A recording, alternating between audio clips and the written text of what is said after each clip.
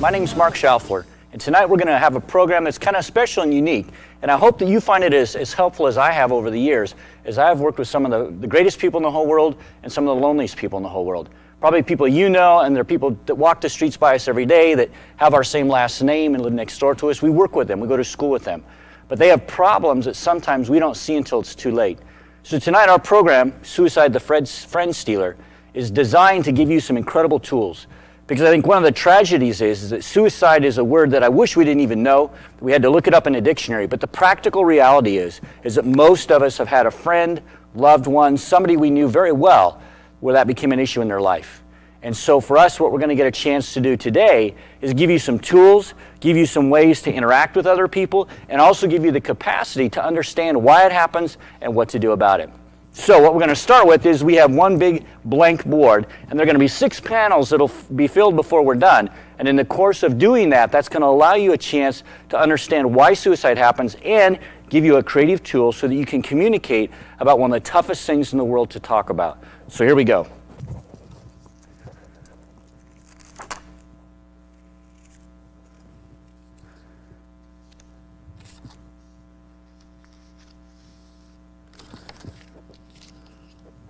What we have here is a good representation of just normal life. Pretty much we have person A, which could be anybody. We have obstacle here represented by the wall, and when somebody's healthy and whole, they'll just representatively try, let's say 10 times, to overcome that obstacle. And what this little carnivorous Pac-Man down in the corner represents are the fears that people have. Now typically things take us a while to get figured out. Earlier this particular year, they had a commercial that said that the average person falls down 299 times before they walk successfully the first time. And I think most of us are glad we didn't stop at number 299. So typically that's the way things work. So as long as people are overcoming their obstacles, this fear level is really quite small. Maybe the size of a soccer ball, and what that allows you to do is just kind of like kick it out of the way, ignore it, no big deal. But unfortunately, what typically happens in life is that sooner or later we start to face obstacles that we don't get past quite as quickly. Now what happens, let's say we've had a failure. We won't try quite as often.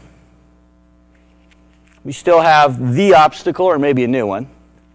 Now on the outside we still look the same, but our carnivorous little Pac-Man here has gotten a little bit bigger. Maybe the size of a beach ball right now. A little bit harder to ignore, a little bit harder to just kind of say, hey, no big deal. And so what typically happens is our capacity to try goes down. That also means our capacity to overcome obstacles goes down. And what we've kind of started in this process here is a spiral that just keeps going down if it's not stopped. So let's just say we don't get past this obstacle. Then we progress.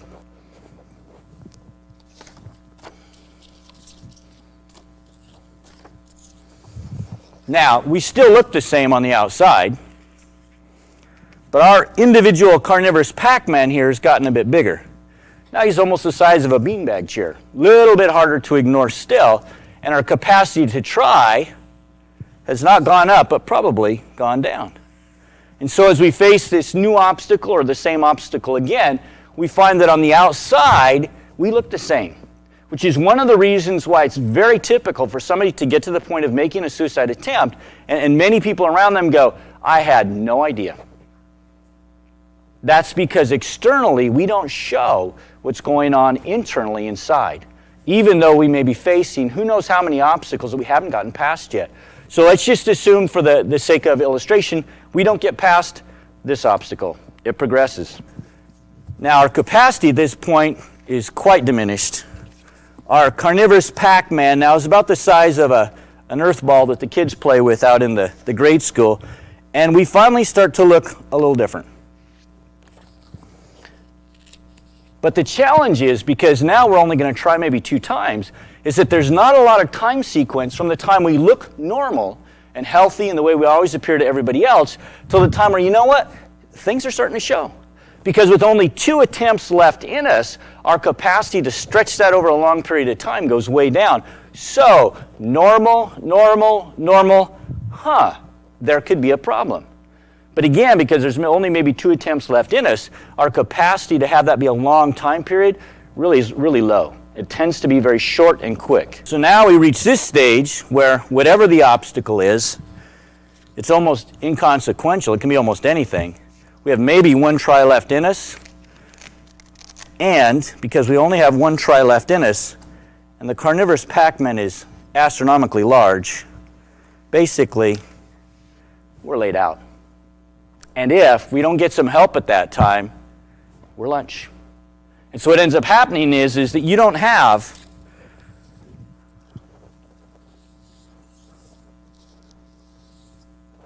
a sixth frame. So now that we've kind of understood this basic process in a conceptual form, I'll just give you a real-life example.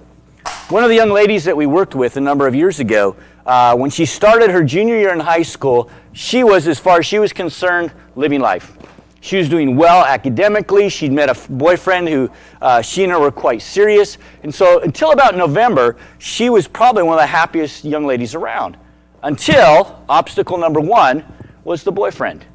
Because about November or so, he dropped her. Like that. And nothing she could do could get him back. Now, she was discouraged, upset, and missed a little bit of school. Now, when you're academically right at the top, you're top 10%, I mean, your grades are so high anyway. Well, for her, missing school meant her grades dipped. And it's a lot easier for them to go down than it ever is to bring them back up. And so now she found obstacle number two was that her grades had dropped to a point where she was no longer in that top 10% status. And that had been who she was. If anybody had asked her, hey, who are you? What are you all about? She would have talked about academics. She would have talked about her GPA. She would have talked about her standing academically. But now that was gone. And so again, discouraged, missed a little bit more school. And now she had gotten to the point where not only had she missed enough school for her grades to drop, but she had actually missed enough school to where now she was not going to graduate on time with all her friends. And she had lived in the same home all of her life, so she'd known the same students from the time she was grade school, middle school, high school. Everybody was the same, and she was not going to graduate with them. And so what that did for her was set her down to this level where for the next 6 months, there were attempts, serious attempts, that she made about taking her own life. And the challenges were is that these three, in her eyes, were just insurmountable. And so what that meant was is that any new obstacles she faced as she was no longer in school, as she was dealing with other issues of life, that almost anything would get her to that point where making an attempt on her life seemed better than living because the carnivorous Pac-Man was so large. Now, if we look through her life and just kind of the example we've given, we see that her fears were the fact that A, boyfriend gone, could not come back. 2, no longer in the top academic status, failure, who am I, what do I do? And 3, now I'm not even going to graduate with my friends. Now, this is always the heartache of somebody who takes an attempt on their life, is that when you look at the obstacles that they see and the way they see them, there's almost always answers. You see, for her, when she finally settled down and started to listen, we were able to say, you know, they've got a program called a GED. And you can get your equivalent diploma and you can graduate right along with everybody else, go on to college, you know, and just like you graduated from high school. And initially there was a lot of resistance to that, but we said, you know, it's not just something for stupid people, as she kind of perceived it, but no, it's for everybody where maybe it just didn't work the first time through. So once she finally kind of settled down and took care of that obstacle, and what do you know?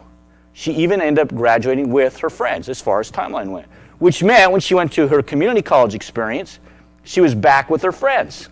And what do you know? She did fine. And her fear that somebody was going to ask her, you know, how did you get here? What was your GPA in high school? They don't do that. If you're there, you're taking the classes, you're getting the grades. Hey, you're there, you're doing it great. So she did great. Obstacle 2 gone. Finished her community college degree, went to a university, found a man, and got married. Now the challenge is that almost in every instance where somebody makes an attempt on their life, the obstacles that they see, those insurmountable walls, have answers. It just is when you're in between, quote unquote, a rock and a hard spot, you don't see them. And you tend to isolate so you don't get help. Now, what we've just done by doing this is several things. One, I'm going to guess that as you're sitting there, you're going, you know, that's not that complicated. And you're right. It actually makes sense. And I've just given you a tool to talk to somebody. Because one of the most awkward things you could ever do, for example, if I had a neighbor and let's say it was a young man who worked in my yard, whenever I needed extra work, I just call up to say Josh. Say, hey Josh, come over and do some work for me. So I kind of knew him fairly well. And so the time comes one day as he's headed off to school and I look out the front door and I see him and he looks really discouraged. I cannot yell across the fence, hey Josh, are you suicidal? He's not going to respond to that. He's going to cover his head, walk as fast as he can, and acts like he's never seen me before. And so the challenge is that how do we communicate this area that's so obscure, so terrifying, so odd to even think about? Well, I now have a tool. So let's say I say, hey Josh, after school, why don't you come over? I may have some work this weekend. So Josh comes over. And I sit down and on a napkin or a piece of paper, I just kind of draw this. And it's all stick figures, it's all within anybody's capacity. And I just kind of draw this and I say, hey Josh, where are you at on this thing? And he can sit there and go, wow, I never thought about it, but I'm right here. Because he says, right now I'm really struggling at school, and my parents are fighting a lot, and they're talking about moving because Dad's not sure he's going to be able to keep his job. And all of a sudden, we have not only been able to talk about it, but now we've even been able to help him identify what some of the issues are. Because the basic reality is that a lot of times when the emotions are geared up and making a lot of noise, and you're very aware of this and that, you don't even know why you feel the way you do. So often feelings and emotions can betray us and give us poor signals that we interpret incorrectly. And so for Josh, he looks at it and he goes, man, I just never thought about it. And I said, well, you know what, Josh, I'll tell you what. What are you struggling with in school? And he says, oh, man, I can't spell. I said, well, I'll tell you what, you come over this weekend. My wife can spell like any word that exists. Why don't you come over and she can give you some little secrets and hints on kind of how to spell better. He goes, you're kidding me. I go, no, it's really helped me a lot. And I am like a horrible speller. And he goes, well, that's awesome. And then I say, you know what, Josh, you and your folks, I know them well enough I think I could talk. How about if I just kind of like showed up one day and, I've got all these different things that I've done when it has to do with anger and conflict and whatnot. And how about if I just talk to them? And one by one, we can work our way through the issues. And that becomes the challenge is that what is it? How to identify them? How can we talk about a subject that's so hard to talk about? And yet now we've got a tool to where we can understand it, and not only understand it, but kind of begin that process ultimately of taking care of the issues at hand. Now the challenge is that these obstacles are different for everyone. Now we had our example of the one gal who was a very real person. We created Josh with his problems. But let me just read you some of the problems that come across the line as far as why people get to that point. Okay, here's one, a lonely death in Texas. And this is what a whole new realm of suicide that they're starting to find is called executive suicide. Because what happens is these successful executives will climb to the top of some huge corporation, make all the right decisions, get to the point where they're running the whole show, they're the CEO, and then they're afraid of making mistakes. Whereas before they could take the risks, make the mistakes, now all of a sudden there's too much weight on it all. So now all of a sudden, if I make the wrong choice, my company goes under. If I make the wrong choice, we lose employees. If I make the wrong choice, all this money I get paid disappears. And they'll get to that point where for those issues, they'll make an attempt on their life. Now for other people, there's completely different issues. Here's a chef in France. And in his particular story, I'll read you it. It says this, Busco, who spoke to Luis the day before he died, says his friend had been deeply affected by the ranking demotion and by newspaper articles speculating that he might lose one of his 3 Michelin stars. Now, for those of us that have never eaten in a French restaurant, here's what a Michelin star is. That's like the rating system. And if you have 3 stars, that means you have one of the absolutely best restaurants in the whole country. So he had heard somehow through rumor that he might lose one, and he ended up taking his life. Now here's the sad part. He was very anxious, he said, almost out of breath. It was a very difficult profession. Now the sad part is that it turned out that he was not going to lose his star, but it was only a rumor. And so here's something that wasn't even true, didn't even really exist, yet for him, that was an issue. Here's another one. Rash of teen suicides hit Seattle's east side. This is just from May of this year. And it talks about some of the different personalities that were involved in this. There were 3 particular young men. And here's one of the things they said. I think if he had dropped clues about how sad he was or how much he hurt, he didn't give any one person enough information. And again, we find this young man in a situation where he had issues, he had obstacles, but he'd only maybe talk about it to one or two people, never about all of them. And this space was so short that from the time he finally started to say something to the time he took his own life was very, very short, and no one had the chance to intervene. Here's another one. Marion County Sheriff's deputy successfully prevented a 16-year-old boy from killing himself earlier today, according to reports. The youth was holding a large butcher knife against his own throat when Chief Deputy Sheriff Robert Brown, responding to a call about a possible suicide, arrived. The boy told the deputy he had gotten into an argument with his mother, mostly over household chores. Now, we go through this list, and you can see that the reality is that these fears are so unique to the individual. Now, for me, I never would have worried about how good my grades were because, like I said with Josh, I'm a horrible speller. I mean, the best I ever got was a C. So for me, that's never been the issue, but I know people where that's the issue. I remember doing some minor counseling with a gal one time who, as a junior in college, was going to get her first B ever in her life. And I'm thinking, man, that's what I was shot for, was a B. But you know, for her, that was an issue, but not me. Same way here, you've got a chef, stars on his restaurant. Again, not me, but him. So the challenge is that for us, as these things kind of unfold and we find out what's going on inside of people, is that you can never laugh at what people's issues are because they're all unique. And what one person is afraid of may be the goal of another, and that really doesn't matter. But if somebody actually gets to that point of opening up and saying, hey, this is what's going on in my life, then we just kind of have to listen to them and go, wow, that's an issue, and very likely there's a solution to it. Now, there's some other dynamics that kind of come into play with this as well, as we'll kind of change the board here. Because what you find is that there are different stages in life where you start to go through maturity issues, and your emotions and your life experience come into play. And so what happens is that emotions and experience are two conflicting type issues sometimes, because experience will tell you one story, and emotion's a completely different one. And what you'll find out is as we start to put this up here on the board, is that emotions and experience battle. Emotions can be stress makers. Experience can be a stress breaker. Now, of course, time only tells you these things, and at different stages of life, as you enter into new positions, new decisions, you can find yourself right back at square one where you feel like you're learning your lessons all over again, because to a certain degree, that's completely true. And so as we put a lazy X up here on the board, we're going to see how this all works.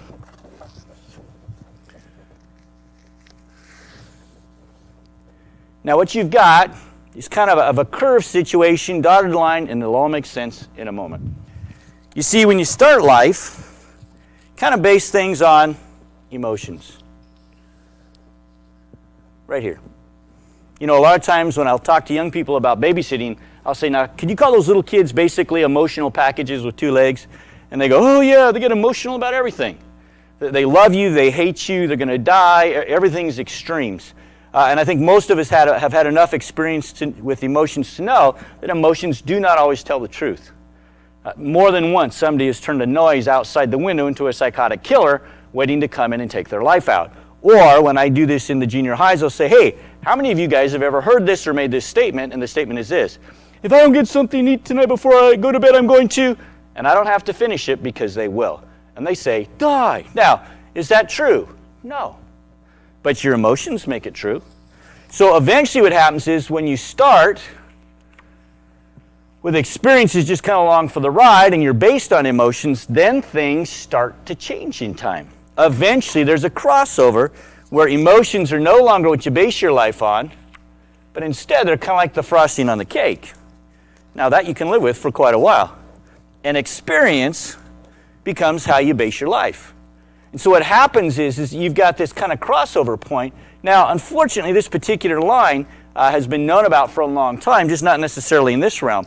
Because what happens is you start here, there's the crossover, and then life kind of changes how you look at it. Well, this line is age 25, first time. For years they've known about that in the car world of insurance, because what they have found is that statistically, all of a sudden at age 25, people make better drivers. Now we know why. Because now they drive after 25 based on experience instead of emotions. Most of us can probably look back to a pre-25 year experience on the road and call it a near-death experience, either because of who we were or who we were riding with.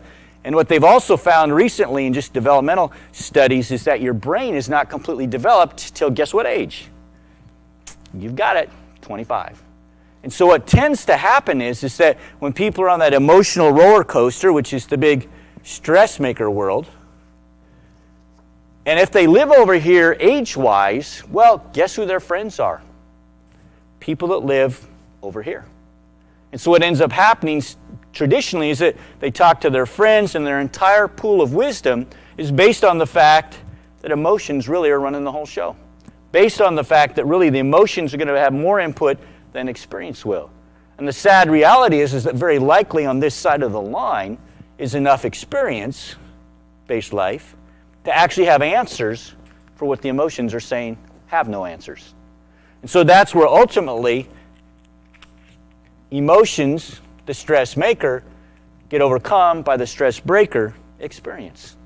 But the challenge is that when we live on this side, is that going past it over to here to talk to people who have wisdom. And the challenge being, especially prior to our original creation there with the 6 panels, is we don't even know how to express it. We don't even know what's really going on. We just know how we feel. Well, now we know, we can look at it and go, well, very possibly, if I'm very depressed, if I'm very isolated, it's because I'm in one of those situations where I've got that carnivorous Pac-Man, and he's in my face, and I've got these obstacles I can't get past. But the reality is, over here are probably answers. Just like there were for that initial illustration of the gal that we talked about. As we walked through her issues, she was able to get on, go on with life, and realize and get the skills to continue to deal with her obstacles. And so that's the challenges that over here there aren't. Now, at different stages of life, there's different crossover points. Very often when we go into new stages of life, there's the new challenges. So let's say this is the initial one, that's about age 25. Very typical. But you can go along later on in life and hit some of these issues, maybe pre-marriage, post-divorce, with job, without job, being healthy, not being healthy. And every time you have to cross over into an area of experience, you start out with that emotional issues that you've never had before. Those emotional realities that you feel that you just don't know what to do with. And so you can face this particular crossroads at many different stages and points in life. It's not exclusively pre-25 and post, but it's pre-issue, post-issue. Before it happens, after it happens. When I'm afraid of it, now that I've had to live through it. All of those kind of type issues, but it all gets back down to emotions versus experience. Because for those that have already worked their way through those issues, experience has answers that gives hope to get people to the other side. And so that's the challenge, is that emotions make the noise, they create the stress, but experience has the answers that solve the problems. So that allows us to kind of understand another reason why we can get to that point. Now, as we start to look at our next stage, we want to give you 4 different things that you can do to help. Because that's one thing to talk about it, be hypothetical, but to actually be able to do something where you can make a difference, I think is an incredible impact. Now, I am going to assume that most of you are completely normal people without any specific training or skills, but you just have a desire to see friends make it. And so here's things that you can do to help.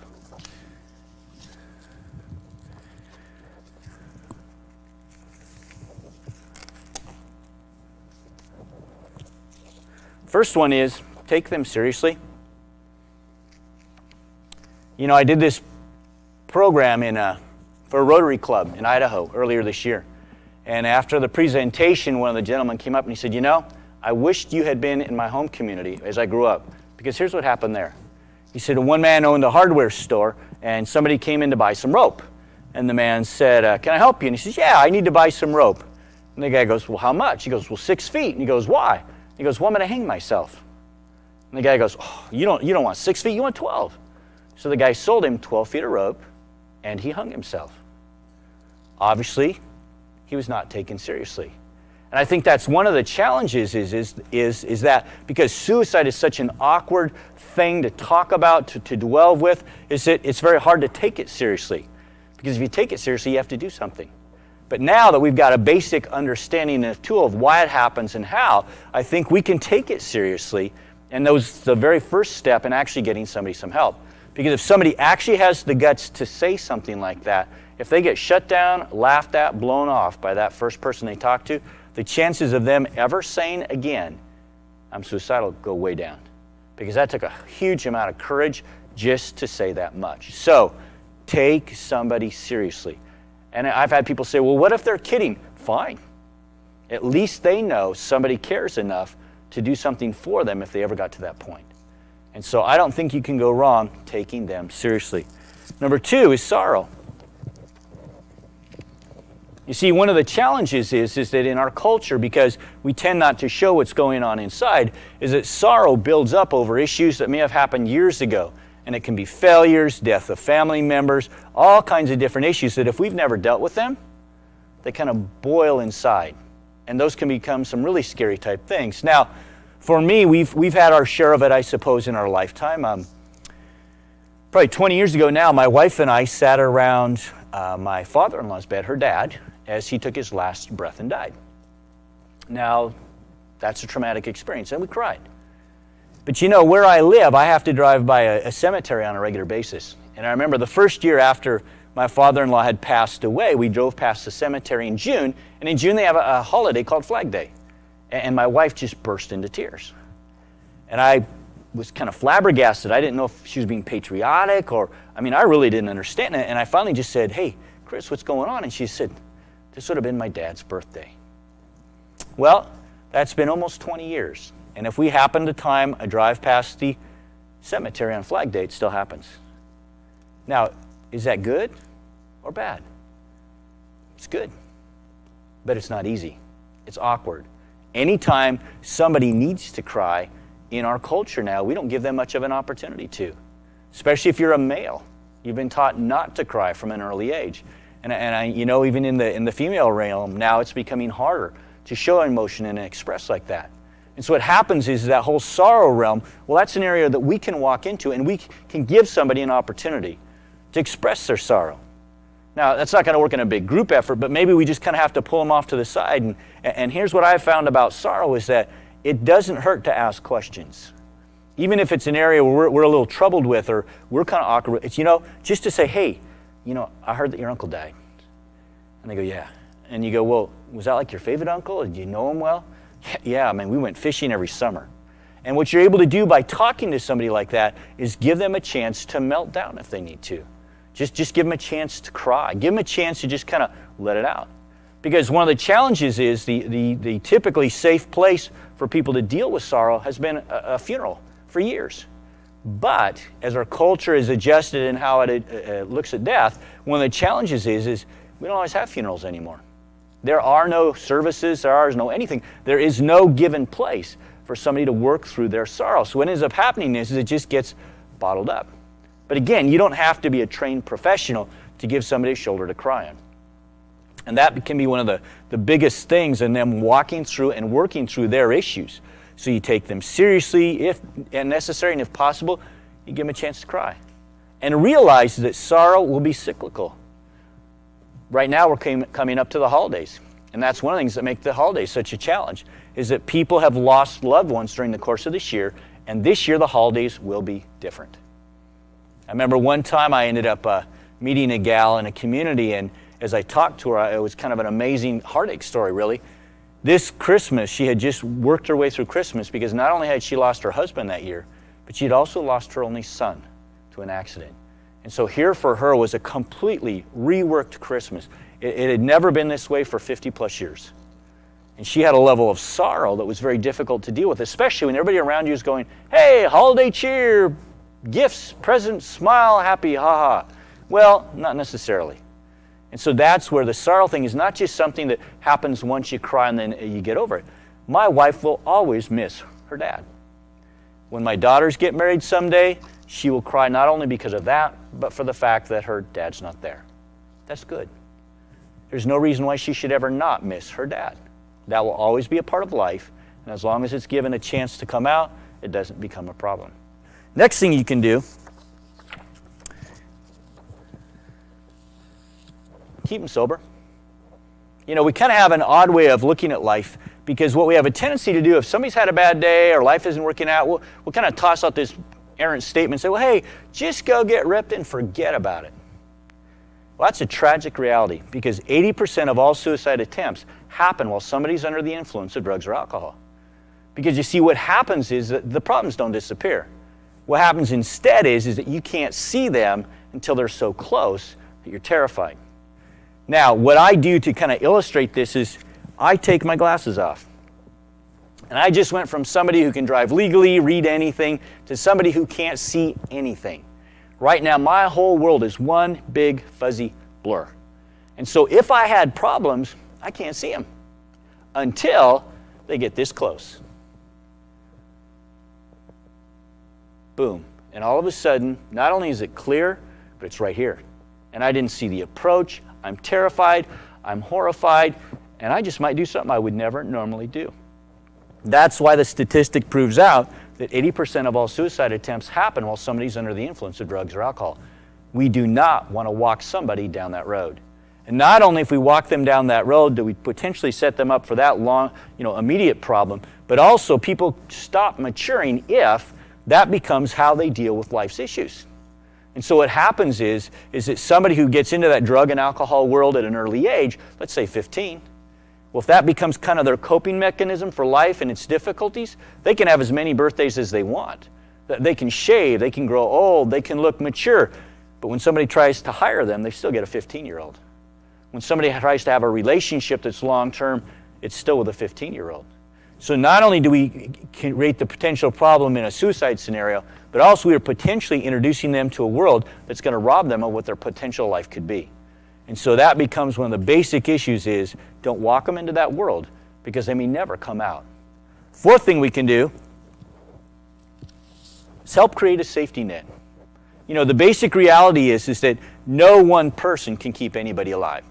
Sooner or later, you have to sleep, you have to eat, your phone will be busy, you'll be out of town sooner or later. And so the practical reality is that you can't just expect one person, and you can't be that one person. You have to look at the big picture and say, you know what? Boy, got to get more people in here. Now that's a challenge sometimes, because sometimes when people walk up to you and they have a real kind of a deep, dark secret, they'll preface it with this statement: promise not to tell. And I've learned over the years to say no. Because I know that if I have to do something more than just listen to help, I need to have the freedom to do that. And I want to betray the trust or lie. And so when they say, hey, promise not to tell, I always say no. Now the amazing thing is that I have never had anybody not tell me. They've always shared. They've always continued on anyway. Sometimes when I do this in a school program set up, I'll have students come right up after the program and say, hey, read my diary. Hey, this is what's going on in my world. And I always say it, and I said, now you know what's going to happen next, don't you? And they go, yeah, I do. Because the safety net is composed of anybody who can realistically be a part of helping that person. So if it's somebody, if it's a teacher, a counselor, a boss, a family member, a counselor, whoever, do not be afraid to include them. When it's a kind of a deal where it's already over your head and it's potentially immediate, 911 has kept more than one person alive. Now that first gal that we talked about in the original scenario, one night she called about 2 o'clock in the morning. And she said, ha, ha, ha, I've got it all figured out. I know when the train comes through town, I'm all liquored up. I won't feel it, and you can't get here to stop me in time. And she was right. But while she was talking to me, I woke my wife up, wrote her a note. She went next door. Next door neighbors used their phone. They made the call, and then I was still on the phone talking to her. I heard of the local police department keeping her alive that night. We'd have to call them at least one more time in her scenario when she was in a different community staying with a relative to keep her alive.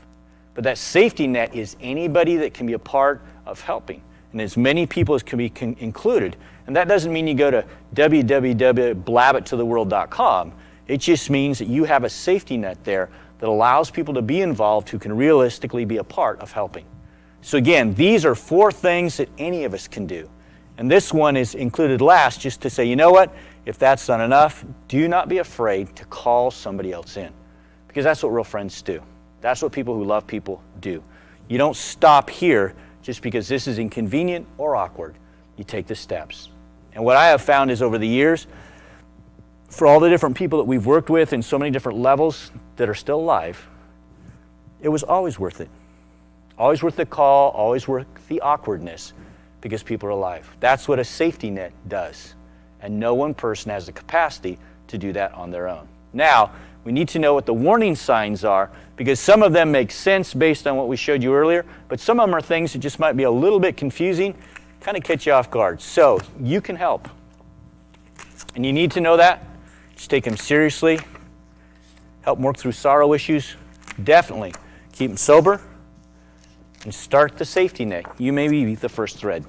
Now, some of these warning signs are going to be the kind of thing where some people will have them, some people may have all of them, some people only have one or two, but they tend to kind of just give you hints and clues. Now, the first one we'll toss up there is that they don't care. And they cannot care about an awful lot of things that used to be so important to them. It can be their personal dress, it can be their hygiene, it can be an event, it can be a participation event that had been a part of sports or maybe a club, anything like that. But all of a sudden they don't care. That's a difference in who they are. And remember, we don't have a big sequence time from the time they get to the point where they don't feel like they can try till they try something else self-destructive. So all of a sudden they just don't care about certain things. Not that they've had a change of heart or a change of mind, they just don't care. Probably one of the biggest instigators is the whole realm of family problems. Now, of course, that runs the gamut of what it could be, but the reality is that family problems definitely come into that. Sometimes from different angles. Traditionally, for a gal, it's a loss of family relationships. For a guy, it's a failure in a family relationship. Kind of two different perspectives, but basically boils down to the same issue.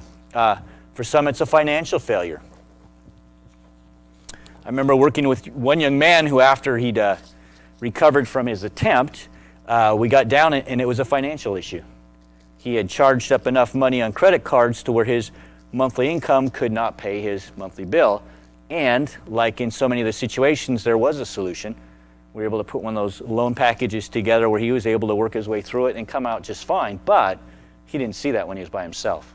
What he saw was an obstacle that could not be overcome, and that carnivorous Pac-Man that just wouldn't leave him alone. Another thing that's definitely a warning sign is if they've gotten to the point where they actually have a plan. Now, if they actually have a plan on how they're going to do it and what they're going to do, not only are they super serious, they're already in motion.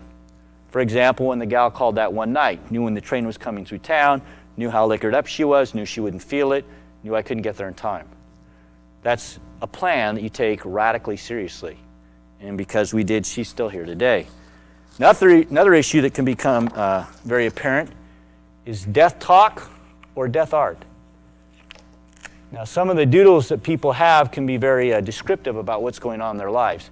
And so they're kind of doodling all the time, and if it's always kind of along the idea of death and dying, or they start to ask kind of odd questions, things like, so what do you think it'd be like to die slow? Or what do you think it'd be like to die fast? You know, those kind of questions aren't normal shop talk. And one should see those as warning signs and realize, you know, something's going on here. They'll start to ask spiritual questions like, so, think I'm good enough to get to heaven? Do you think there's any hope for me? Those are, again, all death talk questions. When people start to ask those kinds of things, that's not just a, hey, you're too busy to listen. That's time to pay full attention, because those can be some very serious issues. Now, not only that, we kind of generically mentioned family problems, but this is a kind of a specific one, and that's divorce. Now, it has two realms. A, when the parents are involved, if they're a student or if they are the parents, but also in the dating realm. Because one of the basic realities is that the intimacy level in dating right now is so much higher than it was for somebody like me when I was a teenager, that basically dating now is marriage minus the ring. So what that means when there's a breakup is it's divorce minus the paperwork. So what you find is that, you know, quote unquote puppy love crushes that get broken are huge deals with teenagers today. They're not little deals. They are huge deals. More than once I've had a 13, 14, 15-year-old come to me and say, you know, I found her, or I found him. This is the one. I know it is. Probably not. Statistically, when people get older, half of all engagements don't even get to the point of marriage. And so to think at 13, 14, or 15 that you found him or her is emotion stalking, not experience. And yet, the crushing blow when that falls apart can just feel like it's the end of the world. So again, that's not something to just be kind of blown off and laughed at. Ha, ha, ha. Oh, no. No, that can be incredibly serious and definitely a warning sign. Now, this one can have a number of dynamics, but it's called cleaning house. Now, for some people, if they did clean house, others would be radically surprised, but this particular cleaning house is much more like a will. When people get older, they usually sit down and write a will, and they start giving all their things away to whoever, family, relatives, friends, however it's going to work. Well, when somebody's still alive, what they'll do is they'll start to give their things away. So if somebody's a high school student, they've even gone to the point of giving their cars away, or they'll give away collections or prized possessions. And they typically pick somebody who they think will take care of it or really appreciate it. So for a guy, if he's into hunting, he might give away his rifles, his decoys, his equipment. For a gal, she might give away a favorite sweater, jewelry, namesakes that are very important to her to somebody who she thinks would appreciate them. And obviously that's not normal. But if we don't recognize that as a problem, sometimes it's too easy to see, wow, I just got this collection, or wow, look at this cool gun, or somebody gave me the keys to the car. Can you believe that? Look how lucky I am. Oh no, you've just experienced cleaning house, and that's a warning sign. Definitely an issue to be taken care of. Then also, and we mentioned it in the 80% reality, is that if they enter into the drug and alcohol world, if that's not normally a part of who they are and what they do, for them to walk into that, all of a sudden, again, we've got a warning sign. Something that we need to pay attention to. And then mourning, which will take past sorrow. You know, sorrow is an issue that you have to kind of work your way through. But for this purposes, let's just call mourning something that doesn't stop. Now, I can remember on the ridiculous realm as a kid, we had moved to a new community, and I remember not having a lot of friends initially, but I had a red rubber ball that I would go out and throw it up on the roof, and it would bounce down, and I'd catch it, and I'd throw it back up there and catch it, and every now and then I'd throw it over to too far over, go to the other side, and have to go to the other side and find it, and that always took a little while. And I remember the day that I lost the red rubber ball. Now, you know what? 99 cents later, you could have replaced it, but for some obscure reason not known to me now to this day, that just really got to me. And I remember just falling apart over the red rubber ball. That was ridiculous. Okay? And again, I don't know why. It was my first friend in this new community. Well, you know, I had to get over it. I had to get past it. And as ridiculous as that can sound to you today, there's other issues, aren't there,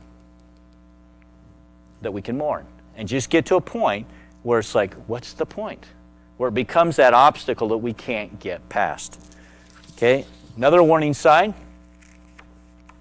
would be career failures. That's where our executive suicide issues type come in, where somebody who's sought a certain position or they finally have it, they don't find themselves capable, and all of a sudden, you know, I just don't know how to deal with this. And then one of the other things that we hear, we've got a little slogan we throw around, sometimes it's called the straw that broke the camel's back. Now, in math, this would be very wrong, but in the real world, it's very right. Because, you know, when you have one small issue, another small issue, and a third small issue, only adds up to 3 mathematically. But problem-wise, it can sure seem like 15. And it can be that straw that broke the camel's back, just one more thing, where somebody just gets to a point where it's built one level upon another of that obstacle wall, and you just don't feel like going on. It just seems like too much. And again, the emotions surge, and you can make a really poor choice. But that's where if somebody's having a bad day, it's worth talking to them. It's worth taking that time to just kind of say, you know what, let's talk about this. And then there's the holidays, as we mentioned before. Those can be very difficult. When all of a sudden here we've got Thanksgiving and the table's not full. When it's Christmas and there's no gifts under the tree except the ones we wrap for ourselves. You know, the holidays can become exceptionally tough because the expectation level is just way up here, and yet your personal experience is so low. Boy, this isn't any fun. And that's when you can walk into that whole realm of feeling isolated. Feeling like, you know, I'm all alone. Nobody else knows what's going on. Nobody else knows what I'm going through except me. And of course, the practical reality is that there's a ton of people who find themselves in that same situation. So what you'll end up finding is that can roll over and people can get involved in things that go way past that. Instead of isolation, it's in the extreme opposite direction. I remember working with one person where they kind of walked into this realm and found themselves in a lot of self-destructive relationships. And I asked basically why. And their total, blunt, brutal answer was, at least for 10 minutes I feel loved. And again, the emotions were calling the shots with no long-term solutions. And then, of course, threats. We take them seriously. But again, that's way too easy sometimes, just kind of go, nah, you'd never do that. No, it's not that bad. Well, you know what? For them it is. And so if they make a threat, we need to pay attention. And then the last warning marker, it's called a monomaniac. Now, maybe some of you have had mono before and you remember how sick and tired you were. And realistically, most people don't get mono unless they're already sick and tired. It's kind of a disease that you get by being tired and kind of worn out. And so that kind of describes to getting to that point and then what happens. Well, I do an awful lot of driving with what I do. I maybe 50,000 miles a year. And so in my times on the road, I've gotten to the point where I can basically analyze almost any skid mark on the road.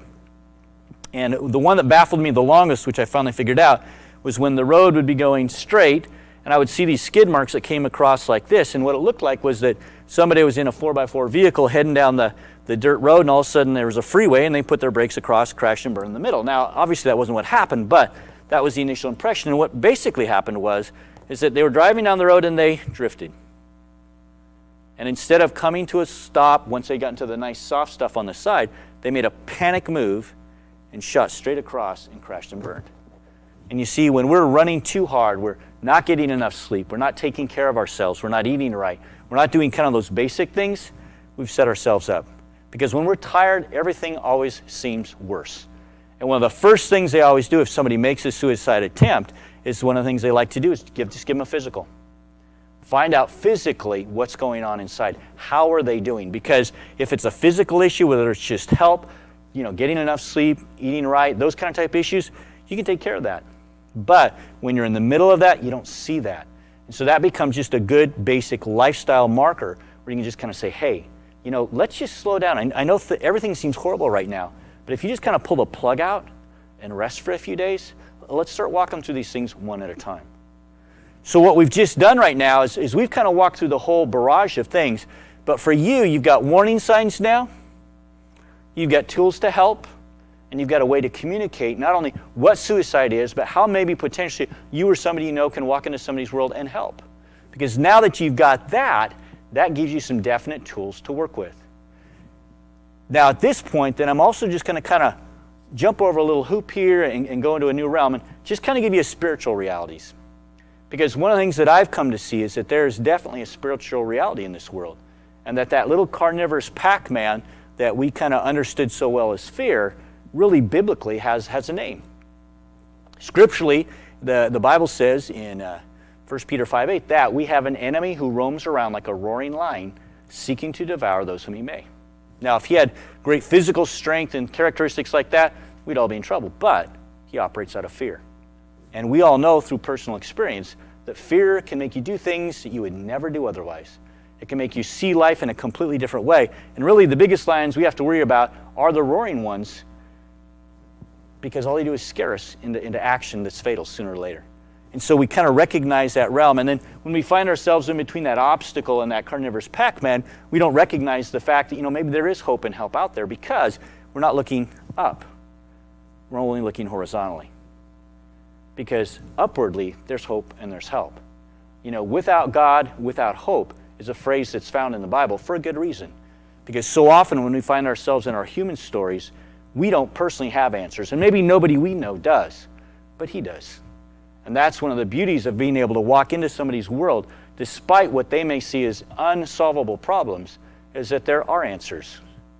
In the book of James, it says that if any man lacks wisdom, let him ask of God, and he gives to all generously without finding fault. And so those answers and hope is out there. And so today, with what we've given ourselves a tool to look at something that, maybe we never wanted to look at before. It was kind of the bury your head in the sand thing and hope it goes away. Well, you know what? Nothing leaves that way. And now you don't have to. Because as awkward as it may seem, you do understand it. You have a tool that helps you to explain it to somebody else. You have specific things you can do. The sorrow, the seriously, the safety net, and the sobriety that you can help somebody through. And you've got warning signs. And with those tools, we don't have to be experts. We just have to be people. People that have relationships with other people, whether it's families, neighbors, people that we work with, people we go to school with. Because basically right now, we've got tools where we can make a difference. And you know what? As we enter into this holiday season and all the different seasons of life, we've got a tool that'll be with us always. And then maybe suicide doesn't have to be one of those things that we just kind of hope never happens. Maybe it just is something that really doesn't happen because we've been proactive, because we've taken action, because we've walked into that world that can seem so dark and scary, but yet really does have answers. And we can be a part of that hope for those that don't have it, because we can. And we don't have to face these things alone. There'll be others with us. So I just want to thank you for taking the time to walk through this, because you've got tools now. And you'll know people that I'll never know, and be able to work with people that I'll never see.